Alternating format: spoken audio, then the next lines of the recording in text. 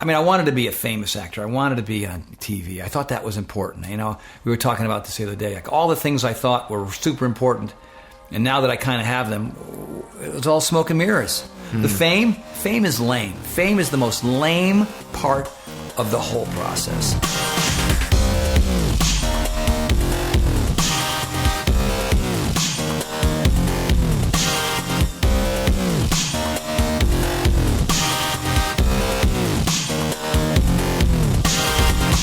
You're listening to Inside Acting, a podcast dedicated to demystifying the inner and outer game of success in the entertainment industry. I'm Trevor Algott, and coming up in episode 259 today, we sit down for part 2 of our encore interview series with P90X creator Tony Horton. And in part 2 today, Tony shares why fame is the lamest part of the whole journey, why everything he does is in gratitude and service to others, his fans, people who have helped him along the way, and why working your way up is hard, staying there is harder, but coming down, super easy. That and more coming up in episode 259. Stick around.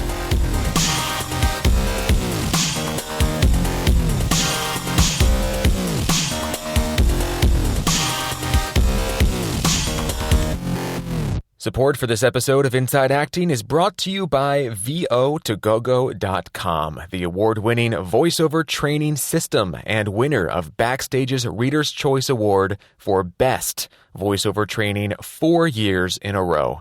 Visit VO2GoGo.com/start for a free Getting Started in Voiceover online class that'll help you add voiceover to your acting portfolio. That's VO2GoGo.com/start. And by Rapid Reels, the one-stop shop to getting the content you need to be able to book the roles you want. Find out more at Rapid Reels, that's Reels with a Z.com. Rapid Reels, dreams made real.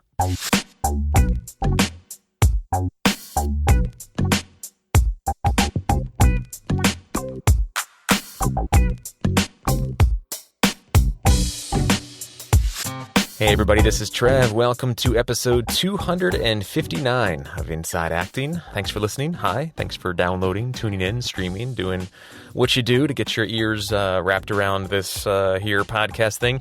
It's just me again this week. AJ will be hopefully joining us in a future episode, so we're going to jump right into the meat of the podcast episode today. I don't have a ton personally to share, halfly, because I'm not a huge fan of sort of talking about myself. I know that sounds probably ridiculous, and I've said that before in the show, but also because there's a couple things I can't talk about, but that I have been busy with, especially in the voiceover world. Can I just tell you guys, if you really lean into voiceover and work at it and start to book work, it is extremely rewarding, extremely flexible, extremely rewarding. And I've had a couple jobs and things that I've been working on the past few weeks that are very exciting and very rewarding. So I won't say any much more than that at the moment, but very, very thrilled to be doing what I'm doing. And I'll be able to share more soon. We do have a question from a listener named Frank who wrote in a while ago. Frank, thanks for your patience. Thanks for hanging in there. And I want to respond to it quickly here before we jump into the interview with Tony. Frank writes in and says, I want to create my actor's website, but I want to know if it's inappropriate to also have sections of the site that include music I've recorded, both in and outside of my band. I want my personal site to showcase my talents, but could that really deter against agents and casting directors casting me? And this is a great question, something that I think a lot of us who are multifaceted, hyphenate creatives sort of struggle with. It's all about like how convoluted do we make our brand? Because at the end of the day, what we want to communicate is a really, really clear message about what casting directors and producers and directors and the projects that we're going to be hired for, what they're going to get when they bring us into the room. And the more sort of muddled we make that message with all the cool things we do, whether we're photographers or cooks or dancers or potters or musicians, as well as being actors, that can really muddy things. But at the same time, you never know when those skill sets are really going to come in handy when somebody is looking for an actor who also is quite familiar doing pottery, or if that pottery, for instance, seems to really inform your energy, your brand, your essence, that could be something to sort of play up, right? So my thoughts on this are to be selective, I guess, with how you position the different things that you do. I think first and foremost, we're actors, right? If we think about this from a business standpoint, David H. Lawrence, the 17th, with whom I do a lot of the voiceover work that I do, and who's kind of a mentor figure to me, he talks a lot about acting being like, not being like, but he relates acting to a plumbing business, a plumbing supply business. Like, so if we weren't actors, if we were actually instead in the business of selling plumbing parts, like PVC pipes and wrenches and stuff like that, what would we do then? So if I was in the plumbing supply business and I was like, I've got this great product, or maybe my premium service is that I can install a low flow shower head. I don't know. I'm just pulling this out of thin air. But if that's my premium service, that's the thing I want to communicate to people right off the bat. In addition to that, if I'm also like a car mechanic, and can deal with hoses in your car if you've got any sort of leakage issues or whatnot in your engine, that could be a great thing to also let people know about, but it might convolute the message right off the bat. So when you put yourself in the other person's shoes, the person who's the buyer, the casting entity, if you're an actor, and the customer, the client, the buyer, if you were in any other business, it really comes down to solving their problem.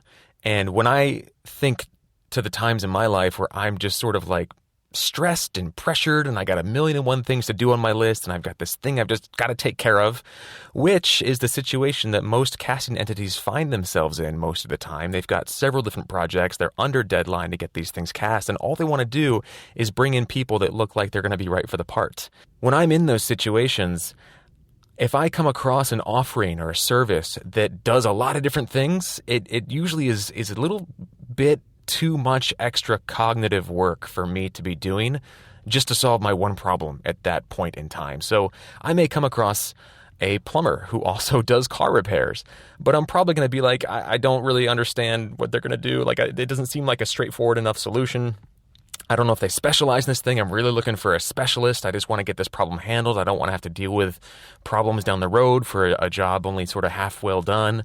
So I'm just going to go with somebody who looks like they are my sniper rifle versus my shotgun, to borrow a metaphor from the podcast from a long time ago. How this translates to acting, in Frank's case, and Frank, I'm also a musician, so I definitely understand where you're coming from. Again, I would say just put your performance brand, your performer, your professional performer, like, here's everything you need to cast me, to make an informed decision about bringing me into the room. Put that stuff up front on your website. Make sure that is the message that is communicated.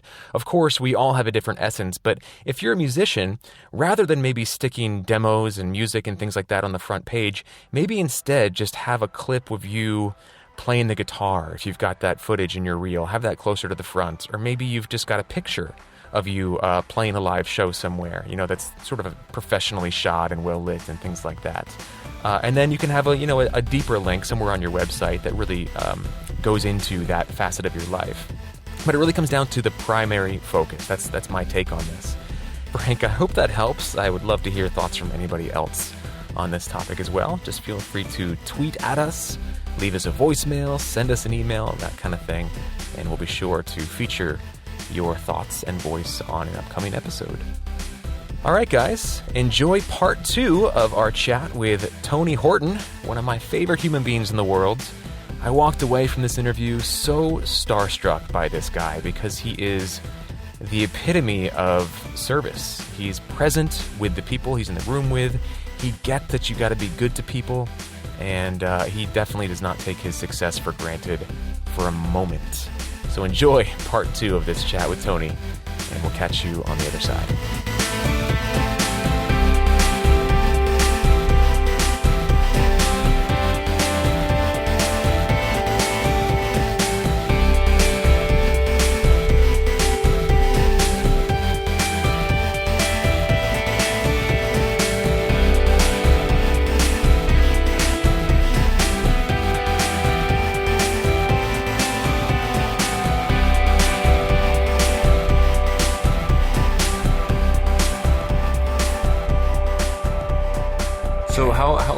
were you doing the acting thing and the personal training thing before something had to give, or you met some? I know you said you met Carl. Like what? How long were you going, and then when was that turning point? Well, the whole fitness thing for me kind of kicked in around the early 80s. And I think I started training people around the mid 80s. And so I was training people in the mid 80s, 90s. That was about a 15-year process. So at the same time, I was doing the acting class and the auditions all about that same time. Mm-hmm. And then a friend of mine who worked for Prince, who was in one of the production guys up in Minneapolis, also worked with Nordic Track, and Nordic Track was out of Minneapolis. And so he talked to some of the executives at Nordic Track and said, "Look, they were trying to find their next guy, for their infomercials and also for their instructional videos. So when you buy one of their pieces of equipment, you can kind of, hi, I'm Tony Horton for the line of Nordic Track fitness equipment. We've got something really straight, really, really dull. I couldn't do any of the funny stuff and be silly. They just wanted to be really conservative. So I flew back and forth to Minneapolis about 6 times and did those. And I'll remember being so nervous. I mean, lying in bed, eyes wide open, shaking, freaking out. Like, my old acting coach would say, actors are most unhappy under 2 conditions. 1, when they're not working. 2, when they're working. Right.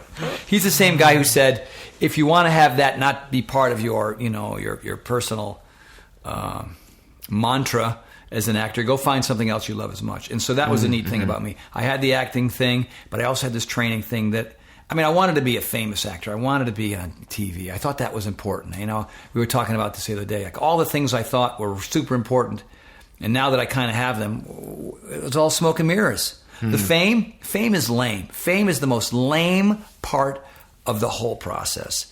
You have to, you've got it. The minute you walk out your door, your hair's got to look good, your skin's got to look good, your clothes got to look good. Everything because you're going to go out in the general public. These people buy your products, and when they meet you, it's not like they've seen you in a movie or a TV show. They have changed. They have literally changed mind, body, spirit from day 1 through day 90. So they think you're their best friend because they see you every day in the house, and in the process, they're feeling better. So thank the Lord, I have this really strong desire to want to meet people and to talk to people and to hang out with them and hear their story. I just love it. It's not work for me. People say, don't you get tired of everybody coming up to you and asking you for your autograph and blah, blah, blah? No, man. These people's lives, they got up at 6 a.m. and did friggin' yoga for 90 minutes. And I'm going to be a dick to these folks? There's no way. There's no way. That's awesome. There's no way. You know what I mean? So, if you're listening to this and you're a young actor and things turn out pretty well for you, keep in mind that the people that are buying those tickets and watching your show are the reason why you got that gig. Not because you've got all this talent. I'm sure you do, but the fact of the matter is when you run into your fans, part of your job is to be incredible with these folks and just say hello and look them in the eye and sign those autographs and take the picture. I was scrambling for a flight. I was trying to get to Colorado Springs last week, and this guy wanted to stop me right there, and I thought, oh my God. You know what I mean? And it was like one of the very rare times where I said, I can't right now, man. I'm so sorry. I wish I could. I'm scrambling right now. And he had this look on his face like, oh my God, I almost wanted to miss my plane. And I thought about it the whole day. I thought, I could have taken 30 seconds for this guy. I could have, I should have. I kind of beat myself up about it. But it's you want this stuff, you want the power and you want the money and you want the fame. But it's not about that. It's about the process. It's about working with actors on a great project. It's that's what it's about. Actors should be down when they're not working, but when they're working, they should be fired up, upbeat, super cool, great to work with, ready to go. These prima donna scumbags who get a TV series and all of a sudden they feel like they can treat everybody like shit. Are you kidding me? What you need to be is drop kicked, man. Get your head out of your ass and start treating people right. And that's how, look at Ron Howard, look at Tom Hanks. Yeah. Look at guys in this industry who have had, a long run. It's because they're good people. Yeah. And you see a lot of people, I'm not going to mention their names, we know who they are, who have all this talent and they piss it away because they got some money in the bank or whatever it is, or they're hooked on some crap that's making them turn them into idiots. Yeah. But I digress. But so for me, anyway, to get to that answer, I was just a trainer who had this opportunity, and I went to Minneapolis, and I got it was really interesting, scary, but I managed to pull it off. I said to myself, I'm going to go up there as prepared as I can be, I'm not going to be so attached to the outcome. I'm going to be in the moment. I'm going to take that Daryl Hickman stuff. Even though this is kind of rote fitness stuff, I'm just going to do what I know, And did I do it in the first take? No, not necessarily. But I was learning how to walk and talk and chew gum and read a teleprompter all at the same time. And it was a great learning experience, man. And then I went back to my regular life. I was still, auditioning and training people and getting up early and driving all over town and, training celebrities and regular, executive types as well. And then my next opportunity came. The Playboy channel asked me to do. I auditioned for this thing called Playboy 360, and it was just like Entertainment Tonight or any Extra or those kind of shows that you'd see after the nightly news. But it was a little bit more risque. It was a lot more about naked girls than it was about political things. Well, that's why we get Playboy for the articles. Absolutely, man. There's so many. There are. Honestly. Yeah. I just rip out the nude pictures and just throw them away. Yeah. I don't have no use for that. But it was really great because I had a co-host now and I had 3 cameras. I had a 3-camera show. So, you start on camera 1, you turn to your co-host, you go to 2, you go back to your co-host, and you finish on 3, right? Wow. And it was, I remember never forget the first time. They loved, the whole vibe and everything I was doing. And I wasn't really funny yet, but I could kind of play with my co-host. It was actually Shannon Tweed's sister that was my co-host, and she was funny and she was pretty comfortable and she really helped me. And we did like 2 seasons, 30-something shows. And oh my God, what an amazing! And then they realized, that I could do some silly stuff. So every show opened with a sketch. Every show ended with a sketch. They had, Tony sings the oldies. Just had all kinds of funny bits.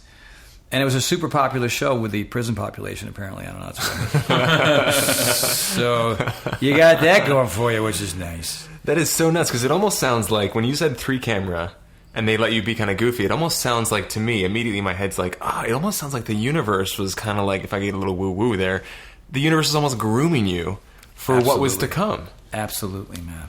And between that and the Nordic thing? Yeah, between that and the Nordic thing, and it almost sounds like it was just setting you up, and it was just a matter of time before this kind of whole thing hit for you. Yeah, because there was no way on God's earth I could have ever anticipated the success of Power 90. Well, initially it was Great Body Guaranteed. It was this really, inexpensive little 15-minute workout thing I did with another trainer named Debbie Siebers.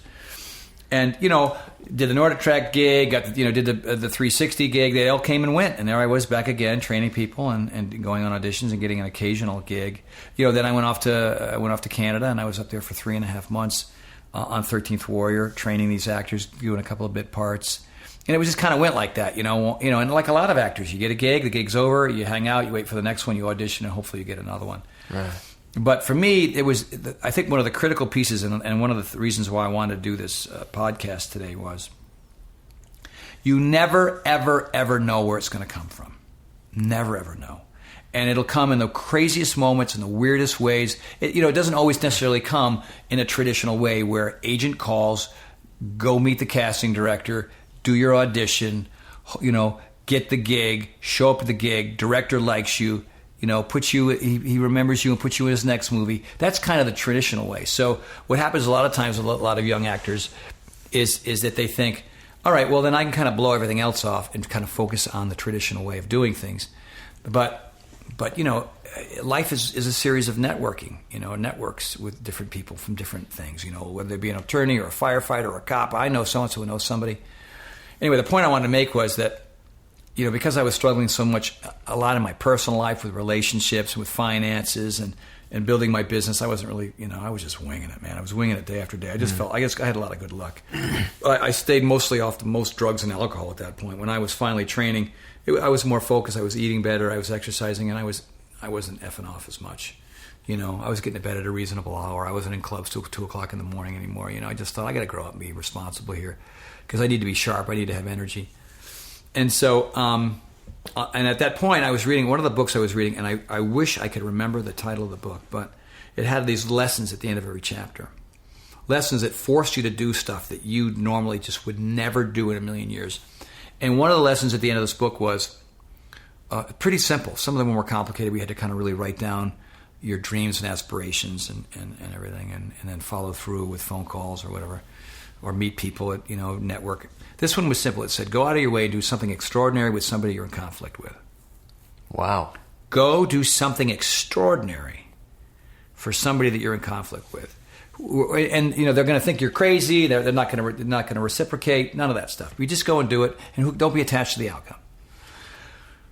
So I remember reading that, I think the night before that morning, and I was in a regular basketball league with a bunch of attorneys. I was the only non-attorney. So it was funny because these guys, they were all in the same firm, and somebody would say would foul, what? And there'd be like a 25-minute debate about it, right? I just, oh my God, these guys. You know what I mean? It's just classic. That's hilarious, actually, yeah. And there was this one guy who was kind of, sort of the alpha dog there. Big guy, a little bit overweight, but pretty good athlete, you know what I mean? And if you were not on his team, then you took a lashing, you know what I mean? And if you were on his team and you didn't pass the ball or missed a shot, he just gave you a bunch of crap, And I just thought, man, this guy's a butthead, And we'd always butt heads, the two of us, typically. We wouldn't actually, fight each other, but there was a lot of verbal back and forth. And so we're in between games. And we happened to be on the same team for this particular game, and we won the game. So he was in a pretty good mood. And like a bolt of lightning, that thing popped into my head. Go out of your way and do something extraordinary with somebody you're in conflict with. Now, here's a guy that I wouldn't say two words to, wouldn't call, wouldn't hang out with, wouldn't grab a beer with. Had nothing in common with this guy. Didn't like him. His name was Ben, and he ran a pretty big company. And I thought, all right. And at that time, and the only reason why it popped into my head is because he was complaining about his weight. He said, man, if I got rid of these 15, 20 pounds, the whole process of playing ball would be a lot easier for me. I wouldn't be dragging my fat ass up and down the court, And so I thought, do something extraordinary for somebody you're in conflict with. Well, I don't like him. So what I thought I would do is I'd go up to him and say, hey, I'm a trainer. I can help you with that. But, of course, in my mind, it came out like this. Hi, Ben. I know you think I'm a dork and I don't have as much money and success as you and your lawyer friends, but I'm a trainer. I train Tom Petty, and Billy Idol, and they're doing good. And if you train with me, I can help you lose that weight. But it came out more like, hey, man, I don't know if you're a trainer, but I can help you lose that weight. And I thought he would say, no, thanks, I'm fine, I'm good. I don't need your help. But he said, wow, that's wow. Yeah, that sounds like a great idea. What's your number? I gave him my number, thinking he wouldn't call. Came home, message on the machine. Hey, I'd love to do it. When can you start? I can kind of do Monday, Wednesday morning, I can do Monday, Wednesday, Fridays at 8 a.m. And I had that slot open because somebody had just bailed.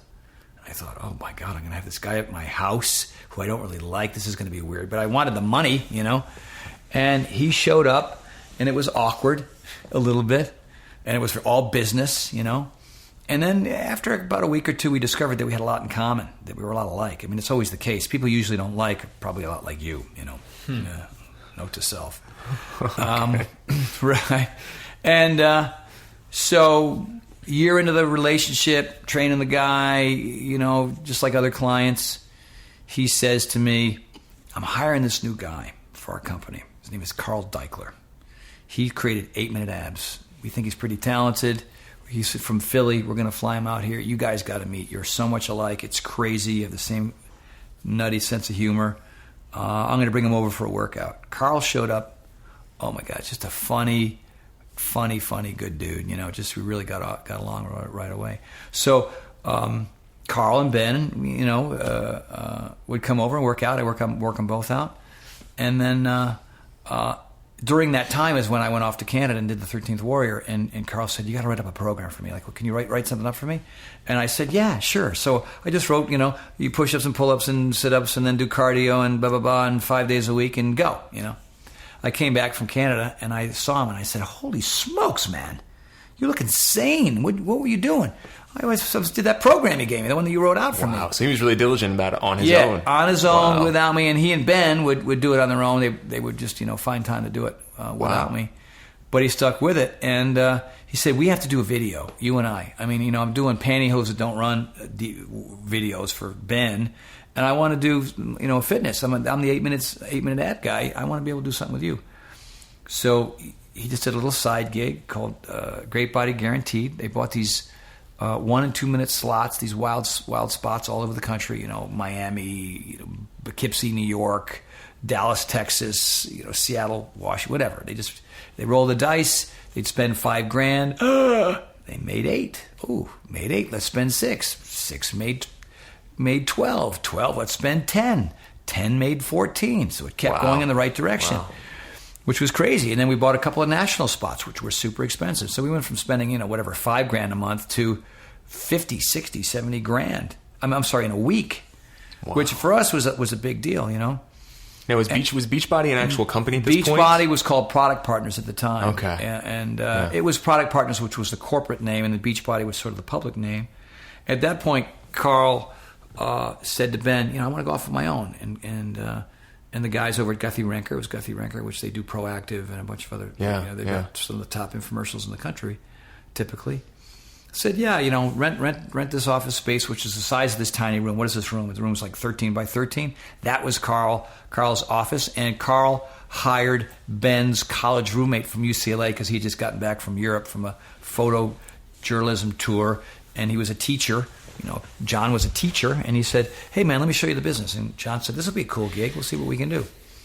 And now they're both multimillionaires, so it turned out pretty well for everybody.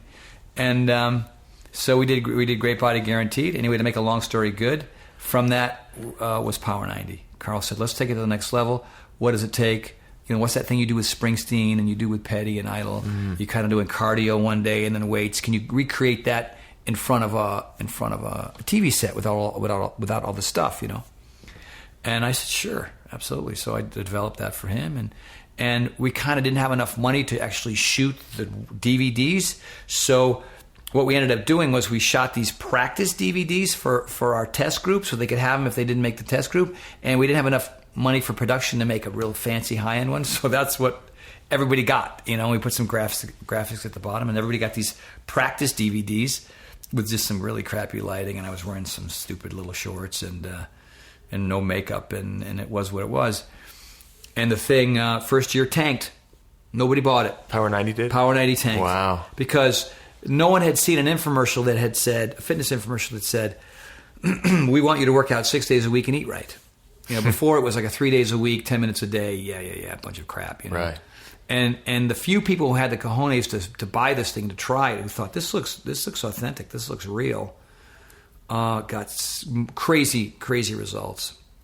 And they started submitting their video and their before and after pictures. And so we basically took their video and their B&As and we put it in the brand new show the second year, and it exploded. It absolutely exploded. Now, typically with direct marketing infomercial type shows, whether they be short form or long form, short form is anywhere from 30 seconds to 2 minutes. Long form is the full 28-minute infomercial. Right. That's 28 minutes on a station. And whether if you're buying CBS, NBC, Fox, Saturday morning, that's big bucks. So we're spending hundreds of thousands of dollars a week on Power 90 Media. I mean, you think about it. A couple of guys that when we spent $5 the first time for Great Body Guaranteed, everybody was freaking out. You know what I mean? Wow. Yeah. And we had investors too that said that we think there's something here. We're going to help you guys out. And it was so bizarre because I lived in my apartment for 21 and a half years. 1438 15th Street, Santa Monica 904 4. 21 years. Yeah. And, I get some new furniture that I would make or buy. And, one roommate would come and go, another one would come and go. I mean, 21 years, a couple of girlfriends came and go out of there. And then I ended up expanding the 2-bedroom apartment because the studio opened up, and I asked the landlord, can I have the studio? So I had a 3-bedroom Santa Monica rent control apartment, thinking I was doing pretty good. And then Power 90 blew up, and I was getting these royalty checks. Man, that's when you knew you made it. You know what I mean? Because there you are, you're slaving away, you're still doing the carpentry. I'm not doing the mime anymore, but I'm still doing some handyman stuff, still training people all day long. And then you do this little side project that, I think development-wise, I think Carl gave me a couple $1,000 to develop the thing. But I thought, man, getting a couple grand in the mail, that was sick. And it's not about the money, you know what I mean? But it certainly was freakish and fun to get the kinds of checks I was getting. Yeah, I bet. I mean, you see this house, right? It's a pretty good joint, right? Yeah, so, I think you've done all right for yourself. Yeah. And so the checks. It was just really weird to finally say. My accountant would say, "You got to get out of that apartment, man. You got to grow up. You can afford a home." Your accountant said that to you? Yeah. Wow. what a weird thing to hear from an accountant. I know. Well, everybody was saying, saying to get out of here, out of that apartment. Right. And so, I looked at about 40 houses, and they were all just okay, and I saw this place, and the price tag was almost twice what I thought I could afford.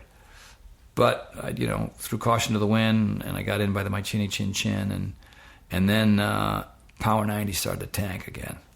And like so many young actors and actresses in this town, in New York for that matter, you get that big break, you get those big checks, you start buying the car, you start buying the bling, you get the big house. Your lifestyle ups. Yeah, your lifestyle, everybody recognizes you, you're walking down the red carpet, people think you're you begin to believe you're your own press. And then the series gets canceled. Mm-hmm. And then you start screwing around doing things you weren't doing when you had the discipline as a young actor. And now you're not easy to work with, and now your asking price is too much because you're kind of a butthead, and so all of a sudden you've burnt all your bridges, or your show's been canceled, and you got that big ass nut, and you don't know how to pay it, and that's working your way up is hard, staying there harder, coming down super easy. So what do you do to try to prevent yourself from coming down? And so here I am in this house, this room that we're in, empty. Tile floors, yellow walls, storage area. This is where I used to keep all my crap that I didn't want to have in the house. This was a big, dumb, worthless room because I couldn't afford to furnish it. The dining room, empty. My office, empty. This was a spare bedroom, and one of the bedrooms upstairs had just a spare bed, no furniture. I mean, you walk in every room and you'd go, hey, what's going on? Yes, nothing here. So it's kind of embarrassing, to have that success and buy the big house. And I thought, oh my God, So Carl said, what's the next thing? Because the company, if I'm struggling, the company's struggling. Uh-huh. And the big debate was whether we create a fitness DVD for the obese, because there was a hell of a lot of them in the country, or take Power 90 and go to the next level. And we were, debating between helping folks who really needed it and helping our customer base, and maybe people who were going to the gym who wanted to kick ass in their house. And P90X won out. I mean, barely, but it won out. And again, that tanked. And I swear to God, I thought, I have to sell my house. P90X tanked? Sure, first year. Really? Oh, you took the Power 90 concept. Yeah, you got lucky there. Uh-huh. But now you're going to make it harder, make the workouts longer, and make the food more disciplined? Who are you kidding? Everybody in the industry said we were nuts. There's no shot. And again, the few, hardcores who were Power 90 grads and other people who had been going to the gym and just thought they'd try something different started submitting their video and their before and after pictures.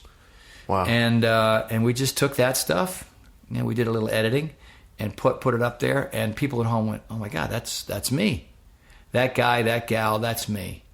And oh my God. So the Power 90 checks were a joke compared to the P90X checks. They were even more amazing. So, and now that was, I was 46 at the time, 45 in development, 46 when I shot it. I'm 55 now.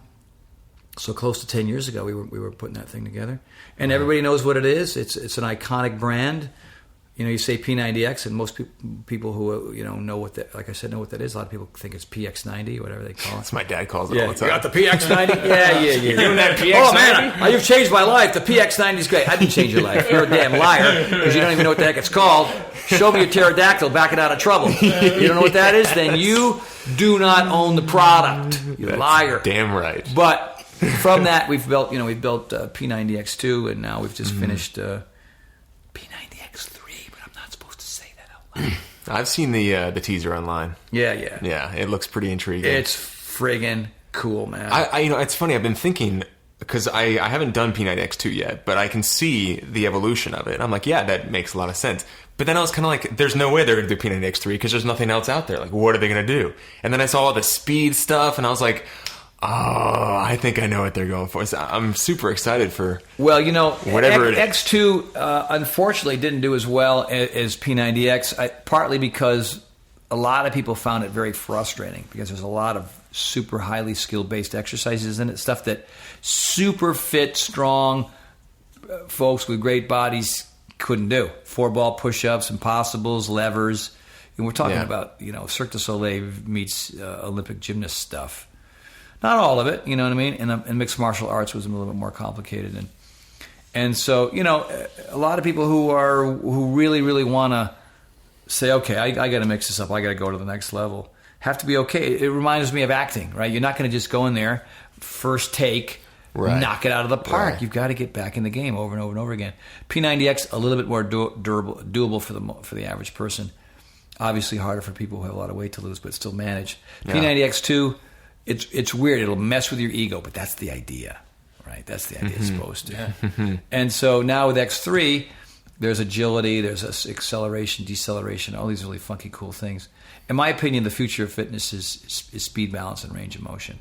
I agree. And flexibility. It's not pumping iron and looking good in front of the mirror. It doesn't serve you. Not anymore. I think functional fitness is, people are starting to really come around to that being what's really respectable about somebody. Anybody can go to the gym and get puffy and big and have, you know, but it's like if you can perform, I think that people are starting to catch on that's what counts. Yeah. It's about getting better. It's about improving. It's about becoming less vulnerable and more durable, not only during your workout, but just in life in general. Because, you know, at 55, it's really fun to be able to jump off cliffs on my skis. And I was doing a mud run in Mammoth. I was the race marshal again this year.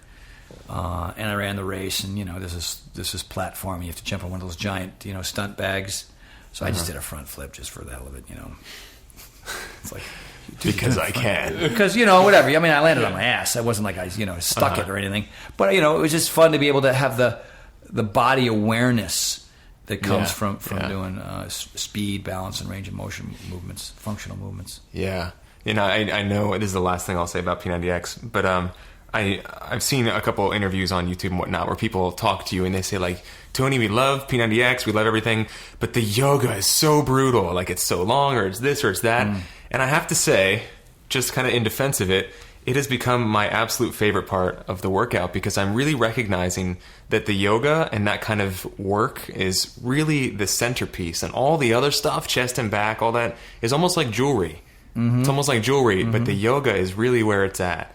And I love that's where Beachbody and your work is going as well. Well, you know, the new one's got Pilates as well. So we've added one more version, and I'm just absolutely horrible at it. So it was actually the one routine that I had to do over and over and over again. And in the process of rehearsing it and doing it and learning it, you get better. You get better physically, mentally, and emotionally. And it's about range of motion. It's about flexibility. It's about durability, like I said. And most people are all just trying to pump up their arms and their chest and stuff. Yeah. And that's certainly better than smoking crack, you know. But you might as well, if you know more, you might as well do more. And a lot of people don't. And it's almost as if, you know, people. I don't care if it's climate change or fracking or politics or acting technique. If you're stuck in this kind of myopic view, then you're not going to become a better actor. You're not going to become a better performer. You know, you've got to, and that's the only, I mean, I started going to mixed martial arts classes. I started taking Pilates. I started going to yoga. And I've opened up my repertoire, and it makes it more interesting. I have to be relevant.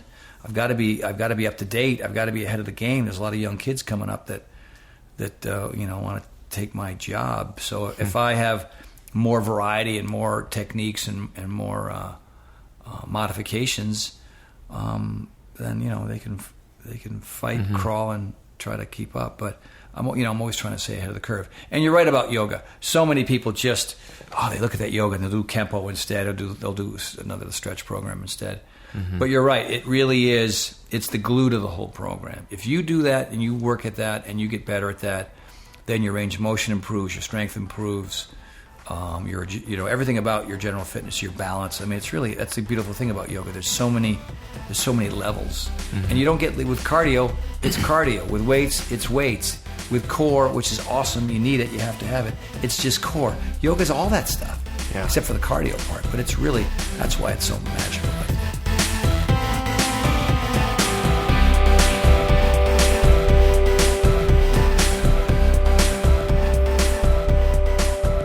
All right, everybody, welcome back.